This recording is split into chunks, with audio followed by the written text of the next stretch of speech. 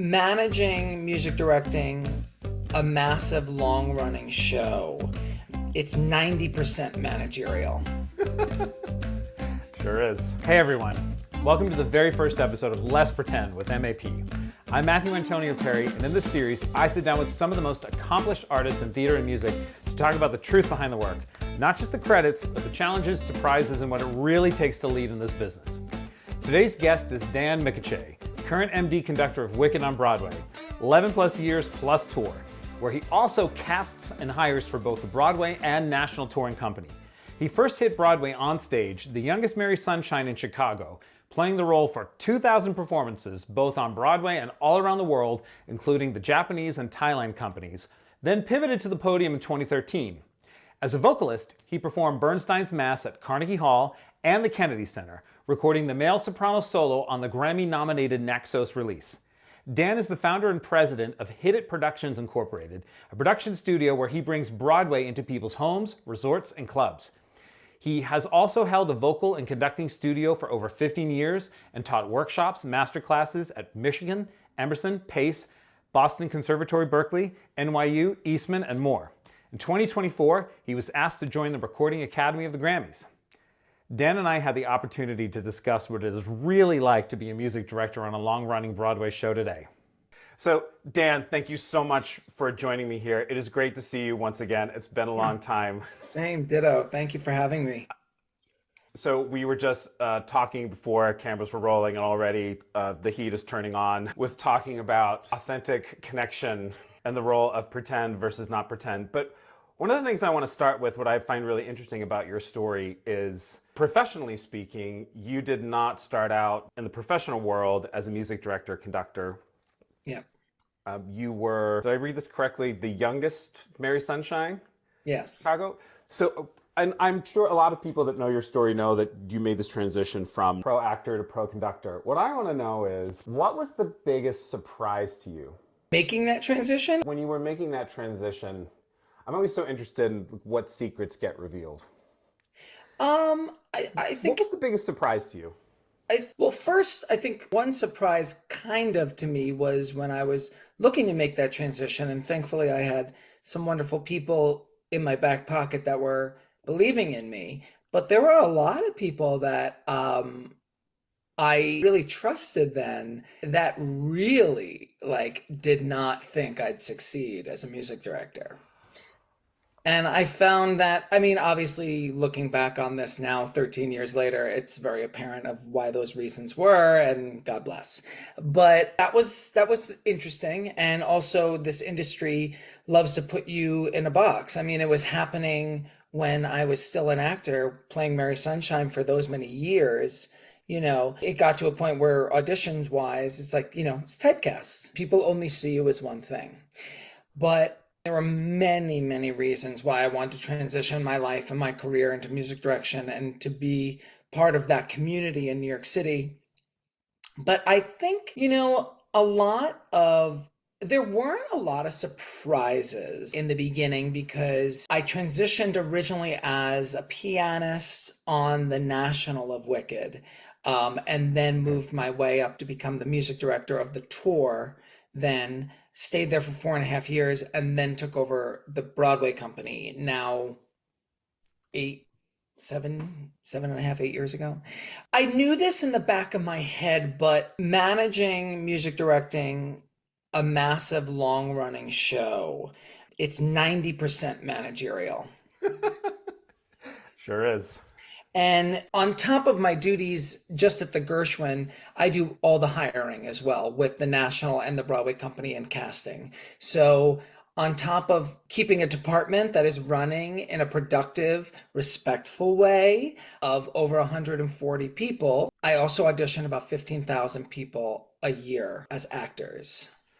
Okay, now this is very interesting to me just because of my recent experience running a music department and doing a lot of management. Talk about going from being an actor and then that transition actor to pianist, being in a music department quickly to being a conductor. But then, I mean, it's one thing to be just a music director, then that's major management. And then having to do a lot of hiring decisions. Talk about what that was like for you I think On like anyone. the people side, but like you in particular. Yeah, I mean, I know that one of my strengths is my communication skills. I always say to young music directors that want to conduct and this and that, I was like, get up on your personality and communication skills. You want to be the person that is going to solve the problem and that stays calm during these intense situations. And on a long running show, some of the conversations you would never think would happen, and they do. And I also know that when I joined the National as a pianist, I was very aware of traits of other musicians and other music directors that I liked and that I did not like. And I was also paying attention to that when I was still doing Chicago, very much so. And Bernstein's Mass that I did for like 2 months at Carnegie and Kennedy Center and Marin Oslope, and just watching conductors, imitating them, but also seeing how one runs a room and how one gets one's focus. I don't come from the school of intimidation and yelling, and a lot of that is sadly, apparent still. And when I took over the building in, it sounds ballsy, when I took over the department at the Gershwin, it took like a solid year to really get everyone on the same page of how I would really like us to move forward in a way of I see you, you see me, mutual respect. I don't want to hear about things behind my back. I'd rather you come to my face and talk to me about an issue. Let me help you instead of let's not stir this pot because we all need to work together.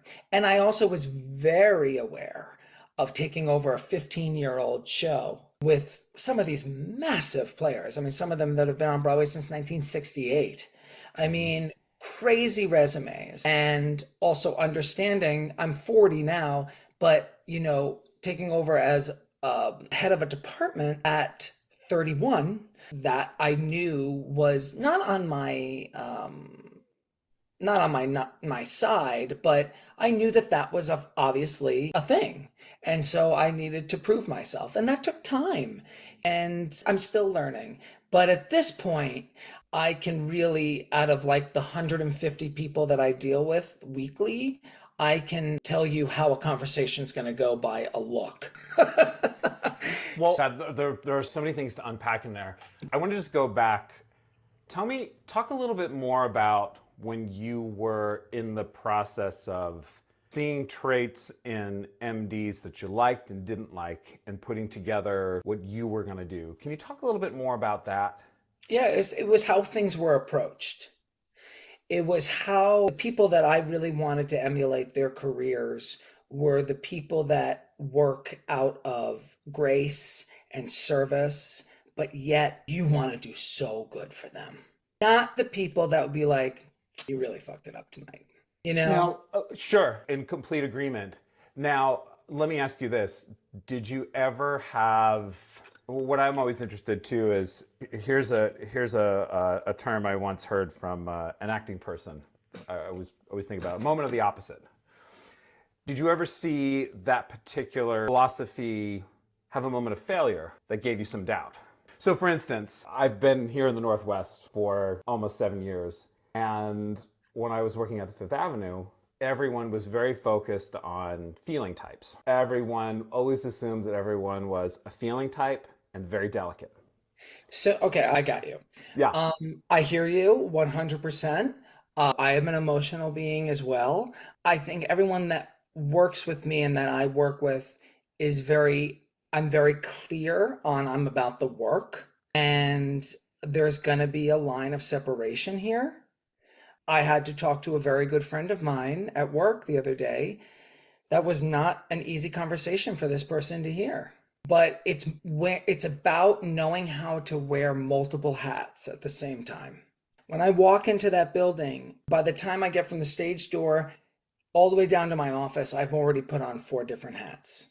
With problem solving, with how do I, talking to a stagehand is very different than talking to a producer. Talking to a producer is very different than talking to Linda, then very talking different than talking to a dancer, let alone a brass player, let alone a guitar player. It's multiple different hats, and it's knowing how to keep a consistency of this is how Dan likes to work and just stay in everyone's lane, but also molding myself in different situations on how to get what I need out of someone.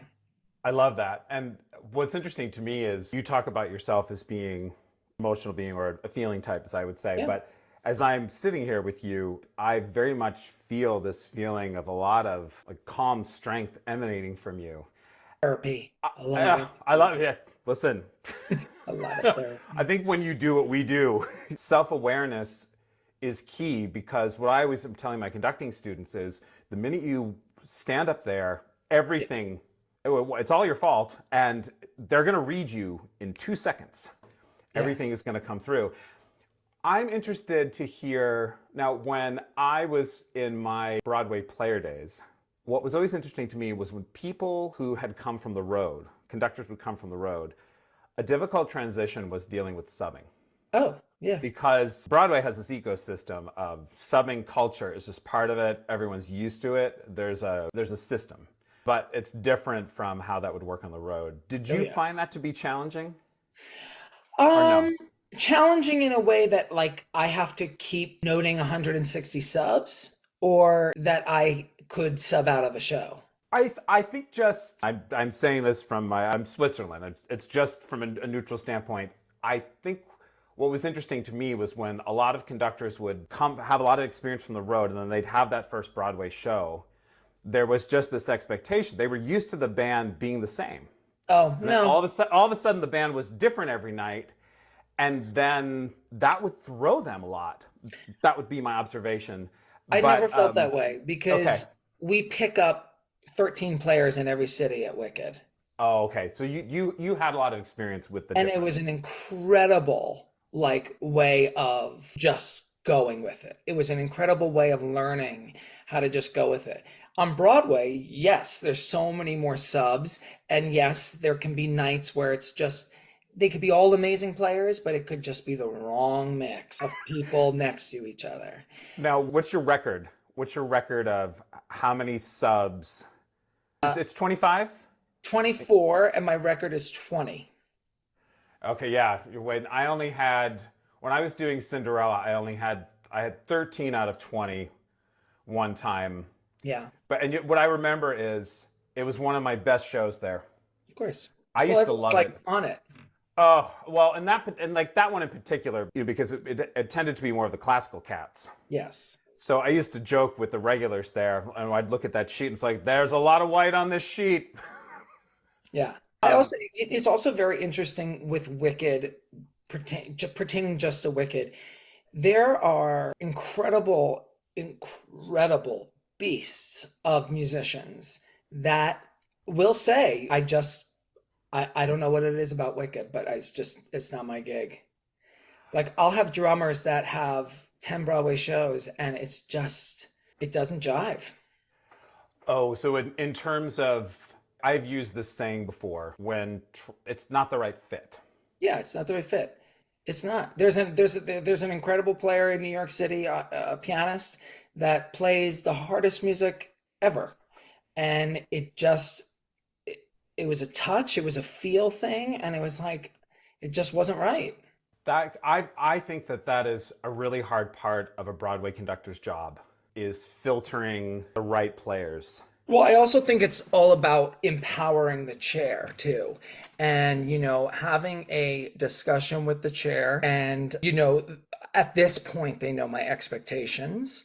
And they also know that I'm not one that's going to be like one time and you're done. No, it's like, I get it. I was there 2, 3 shots. And if it's not there by then we have an answer. But it's also empowering the chair because it's in their best interest to get someone that plays the book as closely as to them. But you do find some people that can't put their ego aside. For instance, in a rhythm section book, it's like, I am the ink. You play the ink. And some people can't help themselves. And that's not what we need. I'm the worst. I mean, yeah, I think it also sometimes depends on the particular show. Yeah, And of and course. I think it also I think it depends on where you come from. See, it's interesting. Like I actually have a really wide tolerance for that, but it depends. Every situation is different. Well, and you I also have to, sorry. Yeah, go ahead. No, go ahead. You also have to understand it's not just my preference, it's Stephen Schwartz's preference and it's Stephen Noremus's preference, right? So and sometimes when I tell that to the chair, they go, "Oh." And I was like, "Yeah, guys, it's not just me making up these rules. It's a big picture." You know, it's fun. I have said to players, so I have this showbiz saying, especially for Broadway, abandon logic, reason, and taste, and everything will make sense. Mm, Especially sometimes when you're explaining things to musicians, they can't see it. Or I'll say, look, we're not doing a session here. We're mm. not doing, sometimes it won't make sense to you, but, someone's got to move a coffee cup or they got to do a thing, and that's why you have to rush these two bars. Right. And it doesn't always make logical sense. Yep. And that is a weird thing about musicals, I find. From when people have hardcore musical training and you want them to use musical instincts, but sometimes it just doesn't jive. And Broadway musicians want to know. That was another thing I saw from other conductors. Like they just will be like, "I told you it has to go faster here." It's like with at least my group, my big group, they love to know that. I was like, "Guys, certain wizard is back. We know what that means. It's gonna be elongated." And they're like, "Oh, okay, got it. Oh, he's back. He's back." They They start love writing it that. in. Because that Yeah. was I remember that when you would have all the different write-ins of so and so is here, blah blah blah, and then you'd Yes. write that for your subs, write that for everyone. I want to also ask you about some of the other things that you do besides Wicked. Tell us a little bit about because you have some other. I mean, it seems like you have a lot of different hats that you wear. Yeah. So You you're have talking your about my vocal studio, you have your vocal studio, and then I was looking, and the you production do these company. events. Tell us about that.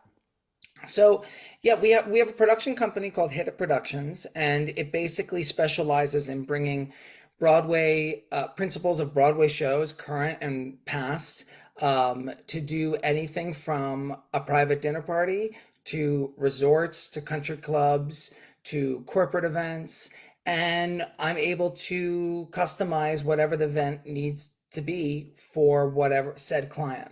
How long have you been doing that? I started it during the pandemic. Ah. And it was a way to one make music. We started in people's backyards in Connecticut, and they were like, "Kara Ah. Lindsay can come to my backyard and sing." I was like, "Yes, yes, she can, for the right price." But No it dough, no gave my show. friends. I was able to employ my friends and make music, and there's a market for it. And so we've probably done, I don't know, in the last 5 years, we've probably done like 35, 40 events. I love it. So, and we have many reoccurring events at resorts and all different things. So there's Henry. And then, hi, not phased. And then I have my vocal studio, which is a vocal studio for professional singers, more coaching than just pedagogy, but I'm able to do a lot of pedagogy stuff since I have such a vernacular of being in the audition room for so many years now and so many thousands and thousands and thousands of people. Um, and also from when I was a professional actor. But a couple conducting students, a couple music directing students. Um, but yeah, my studio ranges from all different types. And really, it's not like your typical like voice teacher. I have like 8 coachings tomorrow, and each person will have very, very different things to hit on that day. Whether they need to work on a packet, whether they need to build their book, whether they need to work on this one section vocally. So I really, really enjoy that. And I really went hard on that because I really enjoy it, but also it gives me a diversity of the things I do no matter like how tired I am, but it also allows a little bit more flexibility with my personal life to be home more. How many shows do you typically do a week? Now I do 6, Six is a magic number. We but love six. yeah, I did 8. I mean, when I was doing Chicago for 6 years, I did 8 a week. I missed 3 shows in 6 years. That's actors do 8, conductors do 6. Yes. When on the road, obviously couldn't miss, never missed. And then I made it very much a point my first 2 years on Broadway as conductor, I did 8 because I wanted to get some consistency going on in there. I wanted to be available for people, and it worked. It really did work. Now, when you started Wicked as a conductor, had you done a lot of stick conducting before? Because that is a serious blow. Yes, it is. You know, Say from this. a technical standpoint, Oh, because yes. now you're getting into my world here. That is no joke. So talk to I me a little bit about how you were tackling some of the mechanics of that, because that's no joke. No, it is no joke. And even like, do you know Ryan Fielding Garrett? I know the name. He's done a bunch of Broadway shows. He's a really good buddy of mine. And I just put him into the show as a sub-conductor. And he's Uh-huh. done like 12 Broadway shows. And he finished his first one. And he's like, this fucking show. I was like, yep. He's like, I'm exhausted. I was like, yeah. I was like, this show does not let up. It does not let up because it's orchestral, it's contemporary, it is all underscored, and there's a million different pratfalls to fall into. But what my journey was is I would say, I don't know, 3 years into doing Chicago, I probably took like 6 lessons with Gary Fagan in New My York. guy. Yeah, Yep, right. yep. Here and there, just learning and playing, and he's just such a great teacher to just will take you on wherever you are. But wasn't pursuing it yet. At that time, I got hired by Adam Gettle, who was my biggest champion then, where he hired me to be his pianist for certain classes he was teaching. And he was the person to be like, you should be a music director the rest of your life. And but other than that, I didn't tell anyone when I had the job interview, and I can say this now, but when I went out on that tour, the first time I stood in front of an orchestra was the first time I conducted Wicked, and I didn't tell anyone. I think it's so common, but I think that because there are so few opportunities for music theater people to have, like, I mean, when I had the Drowsy Chaperone, which was my first Broadway show, and I worked with Gary for 3 months. Yeah. And the Saturday matinee after the Tony Awards was, I mean, I'd done one musical before once, and I lied to get that job. But the next one was that Saturday matinee after the Tony Awards, Drowsy. And I'd done 3 months with Gary, but I got my ass handed to me. Yeah. And Yeah. that wasn't as complicated as Wicked. Yeah. But still, you don't really know how to lead. Right. I think that's what takes a while. The biggest piece of advice I got, let alone clarity, musicality, I've always been in my body. So I'm not a stiff person at all. So I can really express what I need through my body, through my gestures, through my eye contact.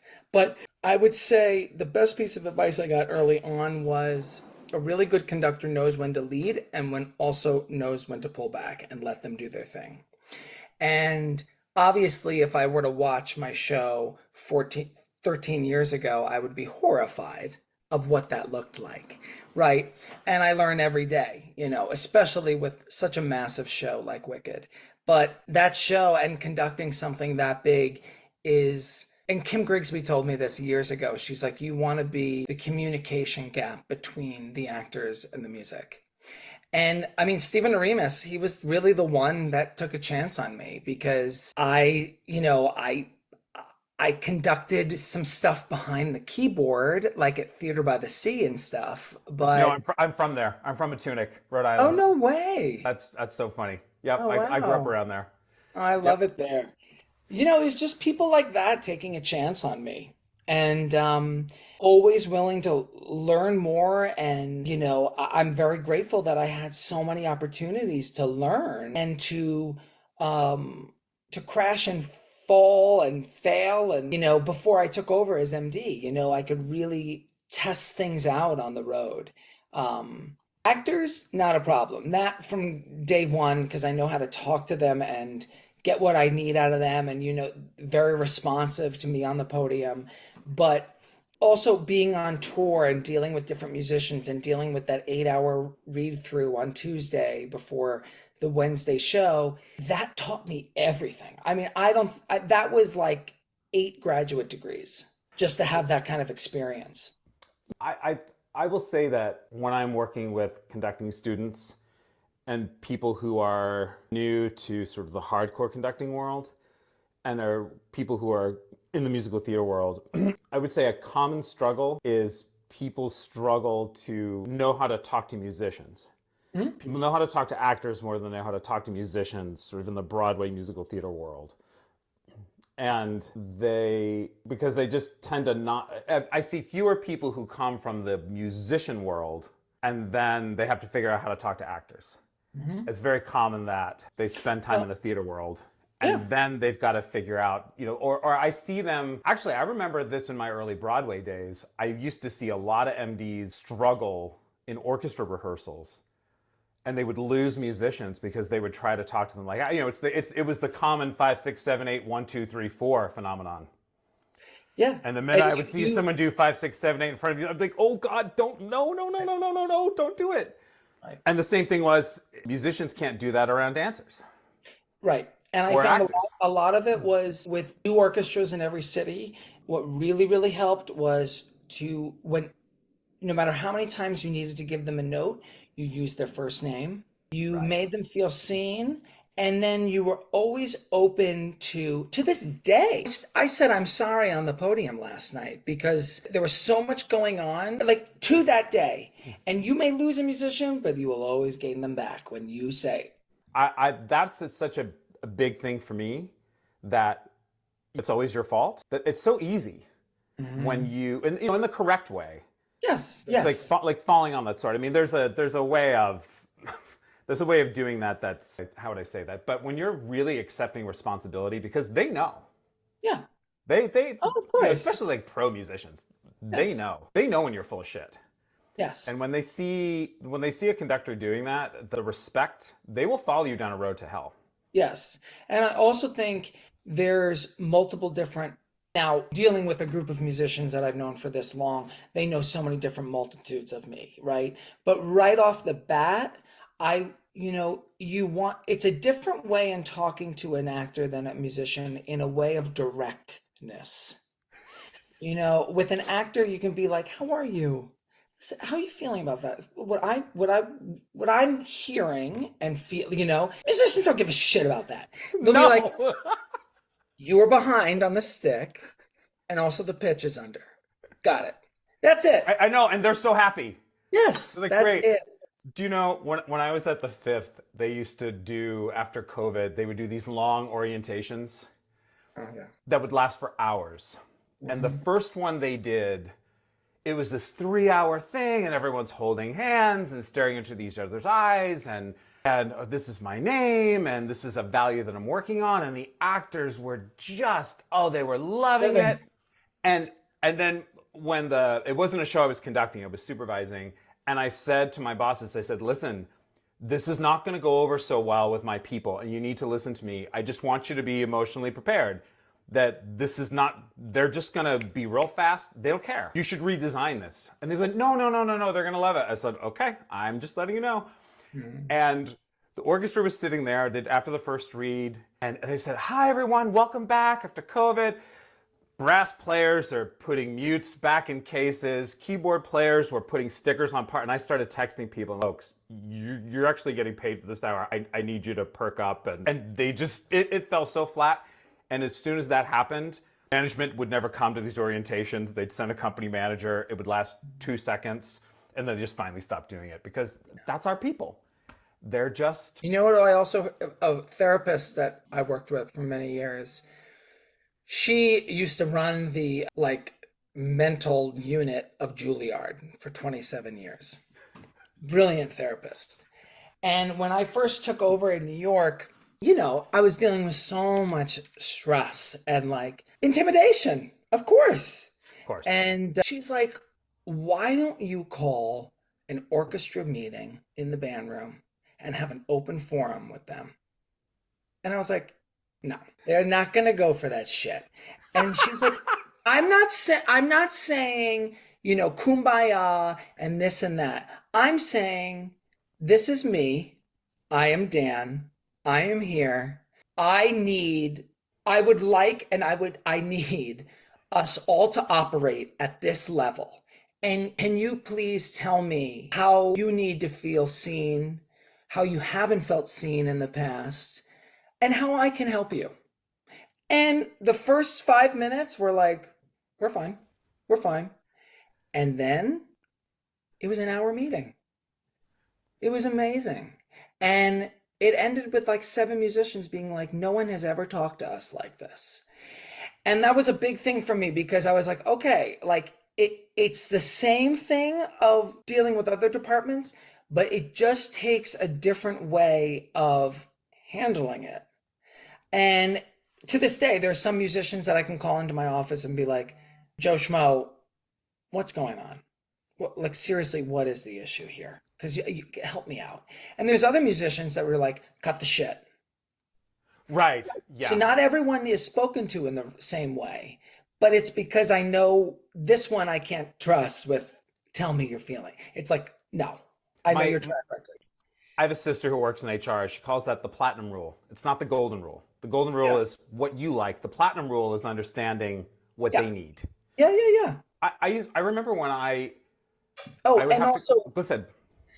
Also a reminder is at the end of the day, everyone's really trying their best that day. And it's really hard to think and feel that after a show that is just like, how hard is it for you to look up? But really, it might be that person's best that day. And the biggest thing I learned from a managerial standpoint is if I am annoyed during work one night or one day, and I wake up the next morning thinking about that, I have to handle it. If not, it will fester in me on that podium, and I will get so like, and everyone will think it's their fault, and it's not fair. Yeah, but I think that stuff, like, that is just being in it and learning. I don't think you can teach that. Well, what I always tell my students is there's a power imbalance. When you hold this, you're not equal.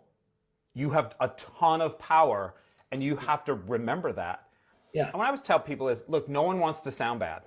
No. And people do a lot of weird shit because they're worried about sounding bad. Yeah. And I always tell my students, what do you do? How do you process fear? What weird shit do you do? And if you can understand yourself, you're going to start to have a clue, because half the time when you're getting those eye rolls or you're looking down and you're seeing all the weird reactions, you got to get past that initial reaction, because it's rarely you. You were making me think of I remember when I got to Seattle and I was so in charge there, and then I could affect change. And I remember when I would do sound checks, and it was so hard to get musicians to tell me what they needed. And I would say to them, okay, we're doing a sound check. Tell me what you need. You're not being difficult. Can you hear? Oh, it's fine. It's fine. I say, whoa. Okay, so here's what will be bad. You're not being a pain in the ass now, but in a week, when you're not together, I will be furious. Oh, well, actually, I can't hear the hi-hat. Good. I said, if it takes all fucking day. Yeah. Because you don't have what you need. I was like, listen, you guys, when I was in New York, I was the person who was a pain in the ass. I remember when I was doing White Christmas on Broadway the second year, because it was a big band with strings. Okay, and I started out as a jazzer. So jealous. So I was there, and I actually spent time in the real jazz world. So I knew how that went. So anyway, we're during the sound check and the seating. It was the sound check. We started playing, and I went, sorry, I cannot hear the hi-hat. I don't have 2 and 4. And they went, well, we don't really want to set up. I said, no. I said, if I can't hear 2 and 4 in the hi-hat, we have nothing. No. I was very calm. Well, but can't you just, I said, no, I can't. That is a fail. You have to fix that. Were you MD or associate? No, I was the associate. Oh, wow. I was the associate on that. This was 2009. But was that still Berman? Berman and David Gursky both were doing, what was it? I was on a clear day. They both went over, and so they put Steve Freeman and I. Oh, okay. I'd subbed it. I'd subbed it the year before because I was supposed to do this production of Godspell that got canceled 5 days before rehearsal was going to start. Oh, I remember that. That was an initiation. Yeah. And I learned how soft money was.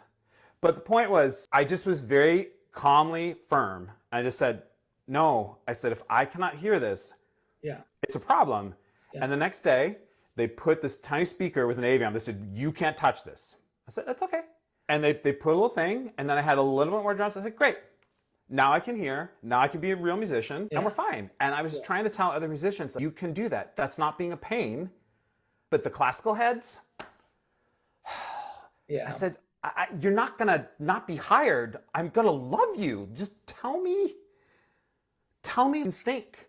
Like, those people are so damaged. Yeah. We went from before COVID, 16 years of no headphones and a different setup in the pit.